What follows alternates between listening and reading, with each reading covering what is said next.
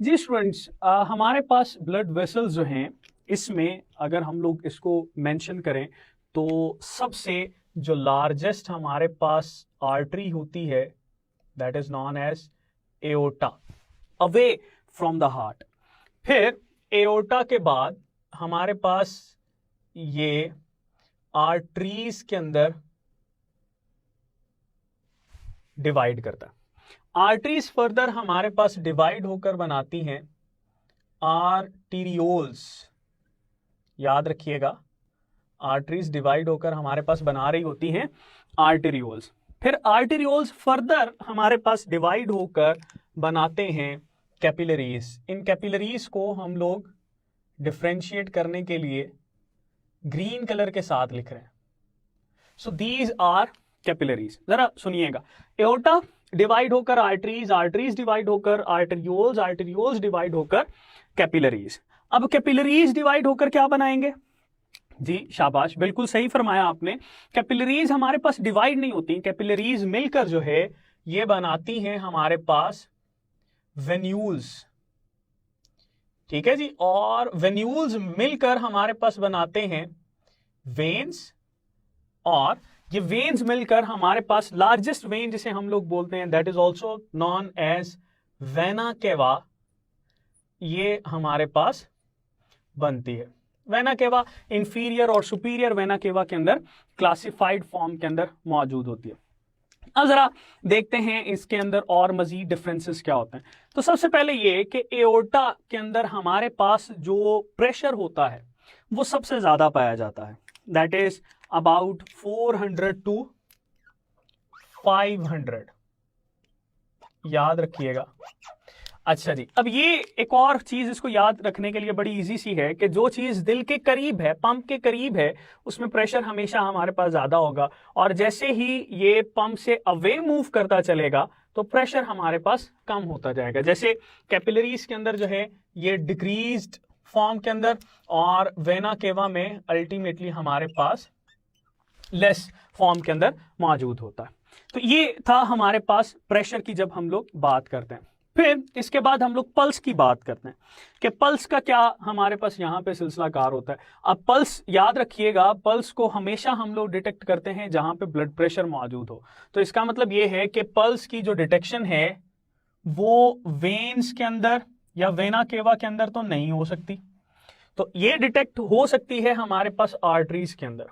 ठीक है जी, तो अगर हम लोग इस पल्स की बात करें तो पल्स जो है ये हमारे पास यहाँ पर डिटेक्टेड फॉर्म के अंदर पाई जाती है।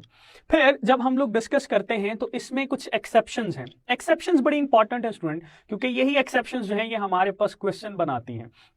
लाइक एक बड़ा सिंपल सा हम लोगों को कॉन्सेप्ट पता है कि आर्टरीज दिल से अवे जाती हैं and they carry oxygenated blood, जबकि वेन्स जो हैं टुवर्ड हार्ट मूव करती हैं and they carry deoxygenated blood.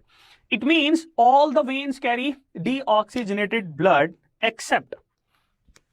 Except इसमें हमारे पास जब हम लोग बात करते हैं पल्मोनरी वेन्स की, तो स्टूडेंट्स याद रखिएगा ये जो पल्मोनरी वेन्स हैं दे carry oxygenated blood, that is exception. इसी तरह से जब हम लोग आर्टरीज की बात करते हैं तो आर्टरीज के अंदर हमारे पास यहां पर जो पल्मोनरी आर्टरीज हैं, पल्मोनरी आर्टरीज, और ये पल्मोनरी आर्टरीज कैरी करती हैं डीऑक्सीजनेटेड ब्लड। तो स्टूडेंट्स ये हमारे पास एक्सेप्शन है, ये आप लोगों ने याद रखनी है कि पल्मोनरी आर्टरीज कौन सा ब्लड कैरी करती हैं और पल्मोनरी वेन्स कौन सा ब्लड कैरी करती हैं। फिर अगर सवाल पूछा जाए कि हमारे पास जो एक्सचेंज होता है वो कहां पर हो रहा होता है, तो एक्सचेंज वाली साइड जो है दैट इज कैपिलरीज। कैपिलरीज जो हैं ये हमारे पास बेसिकली होती हैं site of exchange, they are known as site of exchange. तो ये हमारे पास साइट ऑफ एक्सचेंज के तौर पर पाई जाती है। तो अब जरा ब्लड फ्लो की बात कर लेते हैं। ब्लड फ्लो हमारे पास किस तरह से हम इसको डिस्कस करते हैं। सबसे पहले ये है जी हमारे पास एओर्टा, यहाँ पे किसके जरिए से आएगा जी, बिल्कुल लेफ्ट वेंट्रिकल। और ये ब्लड जो है ये फिर हमारे पास आर्टरीज से फिर फर्दर इसकी डिवीजन होगी और ये जो है ये इस तरह से मूव करेगा। अल्टीमेटली कैपिलरीज वाली साइड पे ये वो वाली साइड है जहां पे एक्सचेंज हो रहा है, और हम ये कह सकते हैं कि सपोज हमारे पास ये सेल है, तो इस सेल को ऑक्सीजन प्रोवाइड करना और फिर यहां से कार्बन डाइऑक्साइड को बाहर निकालना वो इसी साइड के ऊपर हो रहा होता है। फिर हमारे पास क्या होता है कि यहां से फिर जो डीऑक्सीजनेटेड ब्लड होता है that moves toward main vein, और इस मेन वेन को हम लोग नाम देते हैं vena cava, and that vena cava basically drains into right atrium. Remember, right atrium के अंदर जो है ये हमारे पास ड्रेन करता है। तो स्टूडेंट ये था हमारे पास इसका ब्लड फ्लो। अब बात करते हैं इसमें एक और एक्सेप्शन की, वो है जी हमारे पास वेल्व्स। तो वेल्व्स कहां कहां पाए जाते हैं? एओर्टा की बेस के ऊपर हमारे पास वेल्व मौजूद होता है, that is also known as aortic valve. याद रखिएगा, एओर्टिक वेल्व हम इसको बोलते हैं। इसी तरह से हमारे पास जो पल्मोनरी वेन्स होती हैं उनकी बेस के ऊपर भी मौजूद होता है, जिसको हम लोग बोलते हैं कि ये हमारे पास पल्मोनरी ट्रंक बनाता है, तो उसमें सेमिल्यूनर वेल्व मौजूद होता है। ये पल्मोनरी वेल्व भी हम लोग उसको बोलते हैं। क्या इसके अलावा और आर्टरीज के अंदर मौजूद होता है? नहीं, आर्टरीज के अंदर मौजूद नहीं होता। आर्टरियोल्स में भी नॉर्मली मौजूद नहीं होता। लेकिन जब कैपिलरीज की बात करते हैं तो याद रखिएगा कैपिलरीज में प्री कैपिलरी वेल्व्स या प्री कैपिलरी स्फिंक्टर्स भी हम इनको बोलते हैं। तो ये याद रखिएगा, there can be pre capillary valves. ठीक हो गया। फिर हमारे पास वेन्यूल्स, वेन्यूल से वेन्स जब बनती हैं तो ऑलमोस्ट हर वेन की बेस के ऊपर हमारे पास ये वेल्व मौजूद होता है, जिसको सेमील्यूनर वेल्व का भी नाम देते हैं हम लोग। और these valves basically maintain the one way flow. ये किसको मेंटेन करते हैं? वन वे फ्लो को, ताकि ब्लड जो है ये इसकी तरफ ही है। उसकी वजह क्या होती है? चूंकि यहां पर हमारे पास प्रेशर कम होता जाता है, तो उस कम प्रेशर की वजह से इसके फ्लो को मेंटेन करना थोड़ा सा डिफिकल्ट होता है। और वो कौन मेंटेन कर रहे होते हैं? वो ये हमारे पास सेमिल्यूनर वेव्स मेंटेन कर रहे होते हैं। याद रखिएगा। अब एक और चीज, क्या इन वेसल्स के ऊपर किसी भी एंडोक्राइन या नर्वस सिस्टम की एक्टिविटी का इफेक्ट होता है? बिल्कुल होता है। अगर हम लोग बात करें तो इसमें हमारे पास इनकी एक्टिविटी को जो है नर्वस सिस्टम और एंडोक्राइन सिक्रीशन जो हैं वो दोनों ही इफेक्ट कर रही होती हैं। ठीक हो गया, जिसकी वजह से हमारे पास वेजोडाइलेशन और वेजो कॉन्स्ट्रिक्शन नजर आती है।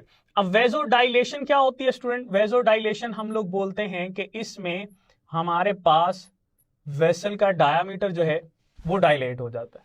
फिर इसी तरह से हमारे पास वेजो कॉन्स्ट्रिक्शन होती है। इस वेजो कॉन्स्ट्रिक्शन में हमारे पास वेसल जो है उसका डायामीटर जो है वो हमारे पास थिन हो जाता है। एक बड़ा इंपॉर्टेंट क्वेश्चन जो मैं आपसे पूछना चाहूंगा वो ये कि क्या इन वेसल्स को ब्लड सप्लाई होती है? क्योंकि इनके पास भी सेल्स मौजूद हैं। तो ये सवाल ये है जी हमारे पास, ब्लड सप्लाई टू वेसल्स, क्या वेसल्स को ब्लड सप्लाई होती है? अगर तो आपका जवाब हाँ है तो फिर क्वेश्चन ये कि किसके जरिए से होती है, और अगर आपका जवाब ना है तो फिर सवाल ये कि हर सेल को जिंदा रहने के लिए ऑक्सीजन की जरूरत है, तो यहां पर अगर हम इसको ब्लड सप्लाई नहीं करेंगे तो क्या ये जिंदा रह सकता है? Very much important question. तो ये चीजें हम लोगों ने याद रखनी है कि ब्लड सप्लाई जो है वो हमारे पास किस तरह से हो रहा होता है। ठीक हो गया जी। इसी तरह से जब हम लोग इसको मूव करते हैं इसके, तो प्रेशर हमारे पास डिक्रीज हो रहा है। ब्लड फ्लो की हम लोगों ने बात की, इसमें वेल्व्स की बात की, तो ये है हमारे पास इसका कंपैरिजन। जी स्टूडेंट, इसमें जब हम लोग आर्टरी और वेन और कैपिलरी के स्ट्रक्चर को देखते हैं तो हमारे पास सबसे एक्सटर्नल जो इसकी लेयर है that is known as tunica externa. ये ट्यूनिका एक्सटर्ना जो है ये हमारे पास कनेक्टिव टिश्यू से मिलकर बनी होती है, and that connective tissue is basically preventing this wall. इसी तरह से इसकी आउटर लेयर जो है वो भी हमारे पास किसकी बनी होती है, ट्यूनिका एक्सटर्ना इसको भी बोलते हैं, and that is also connective layer. फिर हमारे पास इसमें सेंट्रल लेयर आ जाती है, that is known as tunica media. Student ये जो ट्यूनिका मीडिया है ये बेसिकली दो चीजों से मिलकर बनी होती है। इसी तरह से इसमें भी हमारे पास दो चीजें हैं, एक इसमें मौजूद होते हैं इलास्टिक फाइबर्स और दूसरा है जी इसमें स्मूथ मसल्स। तो इलास्टिक फाइबर्स और स्मूथ मसल्स जो हैं ये इसका मेन हिस्सा है। सेम एज इसकी भी अगर हम लोग बात करें तो इसमें भी जो हमारे पास ट्यूनिका मीडिया है वो यही दो कंपोनेंट से मिलकर बनी होती है। बट इंपॉर्टेंट चीज ये है कि इसके अंदर जो इलास्टिक फाइबर्स हैं वो हमारे पास कम होते हैं। Elastic fibres are basically lesser in amount, remember कम होते हैं इसके अंदर। और फिर है जी हमारे पास ये लेयर इसकी, that is called tunica intima. ये जो ट्यूनिका इंटिमा है that is basically connective tissue, इसको एंडोथीलियम भी हम लोग बोलते हैं। इसी तरह से इसमें भी ये हमारे पास एंडोथीलियम कहलाती है, that is known as tunica intima. ये था हमारे पास इन दोनों के स्ट्रक्चर का डिफरेंस। फिर अगर हम लोग इसको जरा देखें तो ये जो हमारे पास वेन होती है स्टूडेंट, याद रखिएगा कि वेन का जो हमारे पास इंटरनल बोर होता है वो ज्यादा होता है। वेन का यहां पे जो इंटरनल बोर है वो हमारे पास क्या होता है, ज्यादा। इस बोर के ज्यादा होने की वजह से यहां पर ब्लड फ्लो जो है वो रिलेटिवली ब्लड वॉल्यूम ज्यादा हो जाता है और प्रेशर जो है वो हमारे पास कम हो जाता है। जबकि इसकी बात करें तो इसमें हमारे पास क्या होता है, इन स्मूथ मसल और इलास्टिक फाइबर्स के ज्यादा होने की वजह से इसका बोर साइज में कम होता है, कॉन्स्ट्रिक्टेड फॉर्म के अंदर पड़ा होता है, जिसकी वजह से यहां पर हमारे पास एरिया कम होने से हमारे पास प्रेशर क्या हो जाता है, ज्यादा हो जाता है।